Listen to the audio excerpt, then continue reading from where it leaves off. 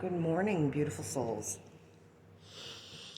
Well, I've decided to do a little bit of a more lengthy video, and I'll probably start, make the big one, and then make it a little smaller so I can put it on um, like TikTok or whatnot, but then post the remainder of it on YouTube, where I have my actual channel, where I've began my journey of recovering from abuse, or started a group and a vlog or blog, whatever you want to call it, a little over a year ago.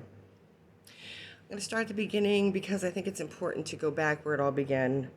Um, as a child, I was very insecure, very fearful, very uncertain. My life was filled with chaos. I did not find out until I was 12 that I was adopted. I found out in a very traumatic way. There was so much abuse in my childhood, and I couldn't understand why everyone else didn't get the same amount of um, repercussions that I always got for things like not cleaning the dog pens properly, not doing the housework properly. I mean, the punishment did not line up with, the offense. Let's just say it like that. Sorry, I just took a shower, so my ears are a little wet. And as I grew into a teenager and different things began happening to me, like my adopted father, I would go visit him. He tried to have sex with me. And then my stepfather, who uh, my mother wasn't married to in the beginning and then married without our knowledge, telling us after they were married, he also tried to make advances and touch me in places where he shouldn't have. You know, it left me in a place of vulnerability and not wanting to be where I was. And then I would go to school, and because I was so antisocial from everything that I went through at home, I was made fun of by kids. I was bullied. I couldn't walk home without getting beat up or be in school without people calling me crunch munch, creature feature, critch crotch. You're ugly, you're whatever. You know the rigmarole when you're younger. Sorry, my nose is itching. I'm just having a heck of a day. Allergies. Gee whiz.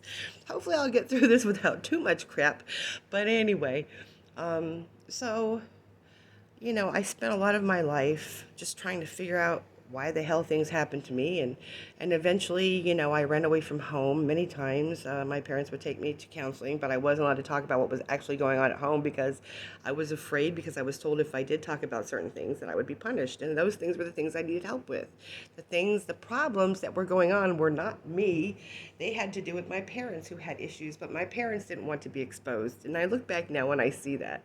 But when I was a kid, you don't understand. You're just a kid. You're trying to, so my pureness, my innocence, and everything was stolen.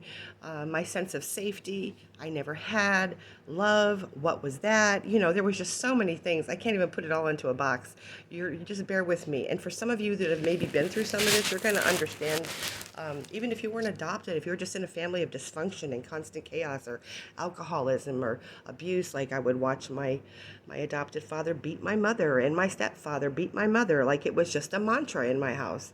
And so when I finally ran away after I'd failed seventh grade and we moved, and I was failing, seventh grade. I mean, I did make it, but barely, I just kept getting into all kinds of trouble. I tried to commit suicide in high school. I mean, just everything. I lost my virginity when I was like 15 to my stepbrother. There were just, I can't even tell you. I cannot even begin to tell you the magnitude of the trauma that has entailed my whole life. I'm going to try to give you some snippets here and there.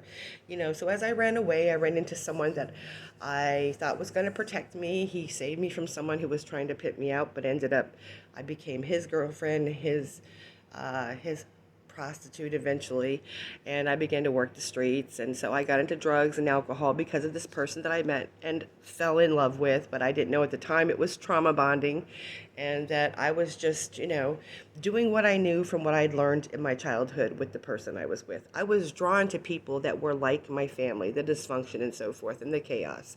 I thought that was kind of normal. I mean, I knew deep inside it really wasn't. And along the way, I lost my integrity, my moral compass, my spirituality, and things that I had inside of me that I knew were there, but I'd never concentrate on or allowed to flourish.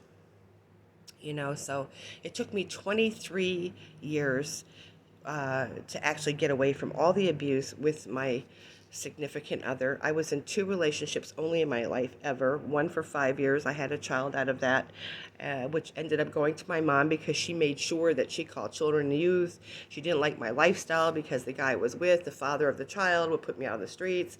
So she thought she knew better than me. She always wanted a little boy, so she got my son and kept him from me.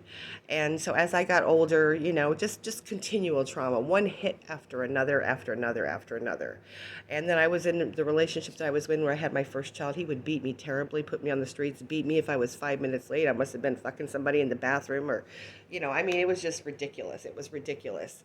The constant abuse and narcissism and just the stuff that I dealt with. And I thought something was wrong with me. Something was wrong with me. It was what happened to me that caused my belief system to be totally messed up. And eventually, I got with this fella I met in New York. We were off and on. In between, I met the other guy that I had the child with that used to beat me constantly, gave me venereal diseases where I had to be hospitalized because I was in so much pain. I couldn't sleep, couldn't roll over, couldn't get a comfortable position. I've almost died several times from drug overdoses. I've almost died several times from people, getting me in cars that were tricks and them raping me, handcuffing me, and then making me think they were going to kill me just to make me relieved. I got out of the car, but only got $3 with $20 bills taped on each $3 so that I thought I got 60. Just really crazy stuff. And I would get beat if I went home, if, I must be having orgasms. I must be enjoying myself. Just the magnitude of what I've dealt with, blows my mind when I think about it. So I finally got out of it. I married the guy after he shot me and almost killed me. I was so in love, I thought. So 2 years after the shooting, I married him. I got pregnant with my youngest son. Now, mind you, I've already given up 2 children to adoption, my daughter and my other son, who's older, and my adopted mom, who took my oldest son, got him in, they say if nothing changes, nothing changes. So he was raised in that environment, and now he pretty much is disgusted with me. He thinks I'm a piece of shit, really. He's blocked me. He's got my youngest son to jump on board and hate me. My youngest son, we've had a rocky road. I'll admit, because of my trauma and stuff, I wasn't the best mom. I made a lot of bad decisions.